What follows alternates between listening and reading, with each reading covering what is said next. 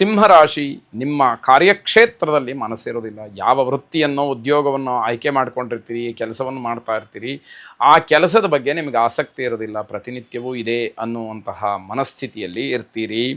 ಹಿರಿಯರ ಮೇಲಧಿಕಾರಿಗಳ ಅವಕೃಪೆಗೆ ಒಳಗಾಗ್ತೀರಿ. ಯಾವಾಗ ನಿಮ್ಮ ಕರ್ತವ್ಯವನ್ನು ನೀವು ಸರಿಯಾಗಿ ಮಾಡೋದಿಲ್ಲ, ದೊಡ್ಡವರು ನಿಮಗೆ ಹೇಳಲೇಬೇಕಾಗತ್ತೆ, ಅದು ಅನಿವಾರ್ಯ. ಅವರದ್ದೇನೂ ತಪ್ಪಿರೋದಿಲ್ಲ. ನೀವು ಅವರನ್ನು ನಿಷ್ಠುರ ಮಾಡಿಕೊಳ್ತೀರಿ, ಅವರ ಮನಸ್ಸನ್ನು ಗೆಲ್ಲುವಲ್ಲಿ ವಿಫಲರಾಗ್ತೀರಿ ಅಂತಕ್ಕಂಥದ್ದು. ಅನುಪಯುಕ್ತವಾದಂತಹ ಕೆಲಸಕ್ಕೆ, ವಸ್ತುವಿನ ಬಗ್ಗೆ, ವ್ಯಕ್ತಿಯ ಬಗ್ಗೆ, ವಿಚಾರದ ಬಗ್ಗೆ ನಿಮ್ಮ ಮನಸ್ಸು ಬಹಳ ಬೇಗ ಎಳ್ಕೊಂಡು ಹೋಗ್ಬಿಡುತ್ತೆ. ಆದರೆ ಅದು ಯಾವುದು ನಿಮಗೆ ಉಪಯೋಗಕ್ಕೆ ಬರೋದಿಲ್ಲ, ಅದು ಯಾವುದು ಒಳ್ಳೆಯದೂ ಅಲ್ಲ. ಅದನ್ನು ಗಮನದಲ್ಲಿಟ್ಟುಕೊಳ್ಬೇಕು. ತಲೆ ನೋವಿರತಕ್ಕಂತಹ ಅಥವಾ ತಲೆ ಕಣ್ಣಿನ ಸಮಸ್ಯೆ ಇರತಕ್ಕಂತಹ ವ್ಯಕ್ತಿಗಳು ಸೂರ್ಯನ ನೇರವಾದಂತಹ ಬೆಳಕಾಗಲಿ ಧೂಳಾಗಲಿ ಇದರಿಂದ ಸ್ವಲ್ಪ ಅಂತರವನ್ನು ಕಾಯ್ದುಕೊಳ್ಬೇಕು, ರಕ್ಷಣೆಯನ್ನು ಪಡ್ಕೊಳ್ಬೇಕು ಅಂತಕ್ಕಂಥದ್ದಾಗತ್ತೆ. ಸಾಯಂಕಾಲ ಶುಭವಾದಂತಹ ವಾರ್ತೆಯನ್ನು ಕೇಳ್ತೀರಿ. ರಾಜಕೀಯ ಆಸಕ್ತಿ ಇರತಕ್ಕಂಥವ್ರಿಗೆ, ರಾಜಕಾರಣಿಗಳಿಗೆ ನಷ್ಟ ಆಗತಕ್ಕಂತಹ ಸಾಧ್ಯತೆ ಹೆಚ್ಚಾಗಿದೆ. ಇದನ್ನು ಗಮನಿಸ್ಕೊಳ್ಬೇಕು. ಅಸ್ತನ ಆಗ್ತಕ್ಕಂತಹ ಸೂರ್ಯನನ್ನು ಪುನಃ ಪುನಃ ಪ್ರಾರ್ಥನೆ ಮಾಡಿ. ಶುಭವಾಗಿ. ಕನ್ಯಾ ರಾಶಿ, ಕುಟುಂಬದಲ್ಲಿ ಸಾಮರಸ್ಯದ ಕೊರತೆ, ಗಂಡ ಹೆಂಡತಿಯರ ಮಧ್ಯದಲ್ಲಿ, ತಂದೆ ತಾಯಿ ಮಕ್ಕಳ ಮಧ್ಯದಲ್ಲಿ, ಕುಟುಂಬದ ಸದಸ್ಯರ ಮಧ್ಯದಲ್ಲಿ ಸಾಂಸಾರಿಕವಾಗಿ ಏನೋ ಒಂದು ರೀತಿಯಲ್ಲಿ ಹೊಂದಾಣಿಕೆ ಇರುವುದಿಲ್ಲ. ಹೊಂದಾಣಿಕೆಯ ಅಭಾವ, ಅಭಿಪ್ರಾಯ ಭೇದ, ಮಾತು ಯಾರಿಗೂ ಕೂಡ ಸರಿ ಅಂತ ಹೇಳಿ ಅನ್ನಿಸದೇ ಇರತಕ್ಕಂತಹ ಮನಸ್ಥಿತಿ, ಇದೆಲ್ಲವನ್ನು ನೋಡಬೇಕಾಗತ್ತೆ. ವಾದ ವಿವಾದಗಳಿಂದ ಸತಿಪತಿಯಲ್ಲಿ ಬಿರುಕುಂಟಾಗತ್ತೆ.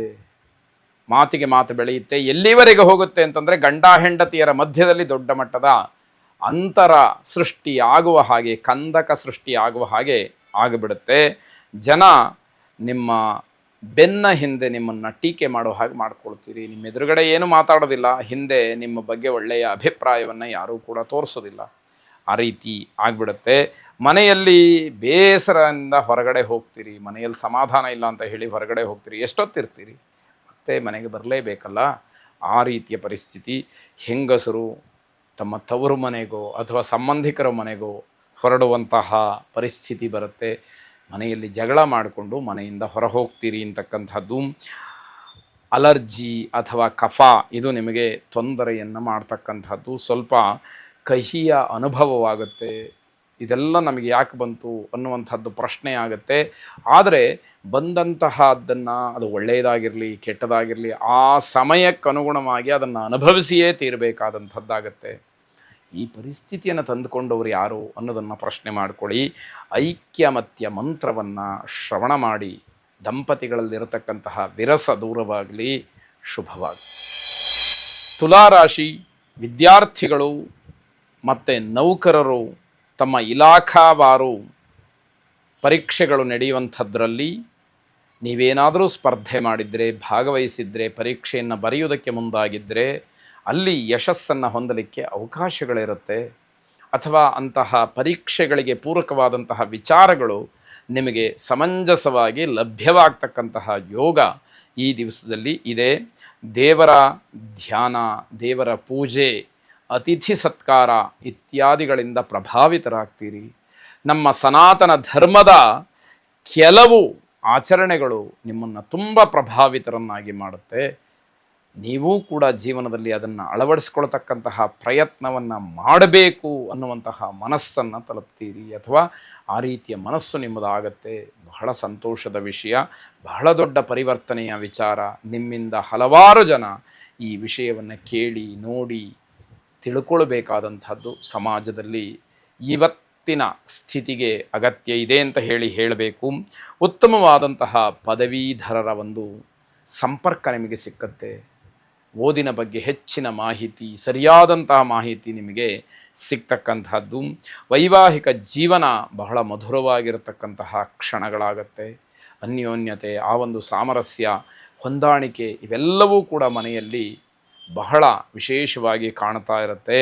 ಕೆಲಸದ ಒತ್ತಡದ ಕಡಿಮೆ, ಮಾನಸಿಕವಾದಂತಹ ಸಂತೋಷ ಹೆಚ್ಚು. ಹಾಗಾಗಿ ಮನಸ್ತೃಪ್ತಿಯಿಂದ ಕೆಲಸವನ್ನು ಮಾಡ್ತಕ್ಕಂಥದ್ದು. ವ್ಯವಹಾರ, ಓದು ಇದರಲ್ಲೆಲ್ಲ ಹೆಚ್ಚು ಹೆಚ್ಚು ನಿಮ್ಮನ್ನು ನೀವು ತೊಡಗಿಸ್ಕೊಳ್ಳೋದಕ್ಕೆ, ಅದರಲ್ಲಿ ಒಂದು ನಿರ್ದಿಷ್ಟವಾದ ಗುರಿ ಸಾಧನೆಯನ್ನು ಮಾಡಲಿಕ್ಕೆ ಅವಕಾಶಗಳು ಮತ್ತೆ ಮತ್ತೆ ಸಿಗ್ತಾ ಹೋಗುವಂಥದ್ದು. ವಿಶೇಷವಾಗಿ ನಿಮ್ಮ ಆರಾಧ್ಯ ದೇವತೆಯನ್ನು ಪ್ರಾರ್ಥನೆ ಮಾಡಿ. ಶುಭವಾಗಿ. ವೃಶ್ಚಿಕ ರಾಶಿ, ನಿಮ್ಮ ಕೆಲಸದಲ್ಲಿ, ನಿಮ್ಮ ಉದ್ಯೋಗದಲ್ಲಿ, ನಿಮ್ಮ ಜೀವನದ ಯಾವ ಹಂತದ ಒಂದು ವಿಚಾರಗಳಿದೆ ಅದರಲ್ಲಿ ಬೇರೆಯವರ ಮಾತು, ಬೇರೆಯವರ ಅಭಿಪ್ರಾಯ, ಬೇರೆಯವರ ತೀರ್ಮಾನ ಇದು ಯಾವುದಕ್ಕೂ ಮನ್ನಣೆ ಬೇಡ. ಬೇರೆಯವರ ಸಲಹೆಗಳನ್ನು ಸ್ವೀಕಾರ ಮಾಡಿ, ಆದರೆ ತೀರ್ಮಾನ ನಿಮ್ಮದಾಗಿರಲಿ. ಬೇರೆಯವರು ಕೊಟ್ಟ ಸಲಹೆಗಳನ್ನು ತುಂಬ ಪರಾಮರ್ಶೆ ಮಾಡಿ ಅದರಿಂದ ಆಗತಕ್ಕಂತಹ ಸಾಧಕ ಬಾಧಕಗಳನ್ನು ತಿಳ್ಕೊಳ್ಳೋದ್ರ ಬಗ್ಗೆ ನಿಮ್ಮ ಪ್ರಯತ್ನ ಇರಲಿ. ತೀರ್ಮಾನವನ್ನು ಮಾತ್ರ ನೀವೇ ಮಾಡಬೇಕು ಅಂತಕ್ಕಂಥದ್ದು. ಉಚಿತವಾದಂತಹ ಸಲಹೆಗಳನ್ನು ಆದಷ್ಟು ದೂರ ಮಾಡಿ. ಯಾಕೆ ಅಂತಂದರೆ, ನೀವು ಯಾವುದೋ ಒಂದು ಸಮಸ್ಯೆಯಲ್ಲೋ ಕಷ್ಟದಲ್ಲೋ ಇರ್ತೀರಿ, ನಿಮ್ಮನ್ನು ನೋಡಿದ ತಕ್ಷಣ ಹಲವಾರು ಉಚಿತವಾದಂತಹ ಸಲಹೆಗಳು ಬೇರೆ ಬೇರೆಯವರಿಂದ ಬಂದುಬಿಡುತ್ತೆ. ಆದರೆ ನಾವು ಕೂತ್ಕೊಂಡು ಮಾತಾಡ್ಬೋದು, ಕೂತ್ಕೊಂಡು ನಿಮಗೆ ಸಲಹೆ ಕೊಡ್ಬೋದು, ಹೇಳಬಹುದು. ಪ್ರಾಯೋಗಿಕವಾಗಿ ಅದನ್ನು ಮಾಡ್ತಕ್ಕಂಥವ್ರು, ಅನುಭವಿಸ್ತಕ್ಕಂಥವ್ರು ನೀವಾದ್ದರಿಂದ ಆ ಕಷ್ಟ ನಷ್ಟಗಳ ಬಗ್ಗೆ ಹೇಳುವಂಥವರಿಗೆ ಪೂರ್ಣ ಪರಿಜ್ಞಾನ ಇದೆಯಾ ಅನ್ನುವಂಥದ್ದನ್ನು ಗಮನಿಸಬೇಕಾಗತ್ತೆ. ಆ ವಿಚಾರ ಬಹಳ ದೊಡ್ಡದಾಗಿರುತ್ತೆ. ನಿಮ್ಮ ನಿರ್ಧಾರ ಮಾತ್ರ ಕೊನೆಯದಾಗಿರಲಿ. ಏನು ತೀರ್ಮಾನ ತಗೊಂಡ್ರೂ ಕೂಡ ಅದು ನಿಮ್ಮದೇ ಆಗಿರಲಿ ಅಂತಕ್ಕಂಥದ್ದು. ಹಳೆಯ ಅನುಭವಗಳ ಲಾಭ ನಿಮಗಿದೆ. ಹಿಂದೆ ಒಳಿತು ಕೆಡಕು ಎಲ್ಲವನ್ನ ನೋಡಿರ್ತೀರಿ, ಅದನ್ನ ಅನುಭವಿಸಿರ್ತೀರಿ. ಆ ರೀತಿಯ ವಿಚಾರಗಳು ಬಂದಾಗ ಅದರ ಅನುಭವ ನಿಮಗೆ ವೈಯಕ್ತಿಕವಾಗಿ ಆಗಿರತಕ್ಕಂಥದ್ದು. ಅದೇ ರೀತಿಯಲ್ಲಿ ಒಳ್ಳೆಯದು ಕೆಟ್ಟದು ಎಲ್ಲವನ್ನ ಆಯ್ಕೆ ಮಾಡಿಕೊಳ್ತಕ್ಕಂತಹ ಸ್ವತಂತ್ರವಾಗಲಿ ಆ ಒಂದು ಸಮಯವಾಗಲಿ ನಿಮ್ಮ ಕೈಯಲ್ಲಿ ಇರುತ್ತೆ ಅನ್ನುವಂಥದ್ದಾಗತ್ತೆ. ಸ್ವಂತ ನಿರ್ಧಾರದಿಂದ ನೀವೇನಾದರೂ ದೂರವಾದರೆ ಮೇಲಧಿಕಾರಿಗಳ, ಹಿರಿಯರ ನಂಬಿಕೆ ಉಳಿಯೋದಿಲ್ಲ. ಇದನ್ನು ಅರ್ಥ ಮಾಡ್ಕೊಳ್ಬೇಕು. ಬೇರೆಯವರ ಮಾತಿಗೆ ಬೆಲೆ ಕೊಟ್ಟು ಬೇರೆಯವರು ಹೇಳಿದಾಗ ನಾನು ಮಾಡ್ತೀನಿ ಅನ್ನೋದಾದರೆ ದೊಡ್ಡವರಾಗಲಿ ಅಧಿಕಾರಿಗಳಾಗಲಿ ನಿಮ್ಮನ್ನು ನಂಬುವಂತಹ ಪ್ರಮೇಯ ಬರೋದಿಲ್ಲ. ಹಾಗಾಗಿ ದೊಡ್ಡವರಿಂದ, ಮೇಲಧಿಕಾರಿಗಳಿಂದ ಆಗಬೇಕಾದಂತಹ ಅನುಕೂಲಕ್ಕೆ ಅಲ್ಲಿ ಭಂಗವಾಗತ್ತೆ. ಅವರು ನಿಮಗೆ ಸಹಾಯ ಮಾಡೋದಿಲ್ಲ. ಇದೆಲ್ಲವನ್ನ ಮನದಲ್ಲಿ ಇಟ್ಟುಕೊಳ್ಬೇಕಾಗತ್ತೆ.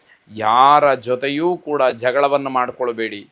ಯಾರು ಏನು ಯಾರು ಯಾವುದೇ ರೀತಿಯಲ್ಲಿ ಬೇಕಾದರೂ ಕೂಡ ಮಾತನ್ನು ಆಡಬಹುದು. ಆ ಮಾತಿಗೆ ನೀವು ಮನ್ನಣೆಯನ್ನು ನೀಡತಕ್ಕಂತಹ ಅವಶ್ಯಕತೆ ಇಲ್ಲ.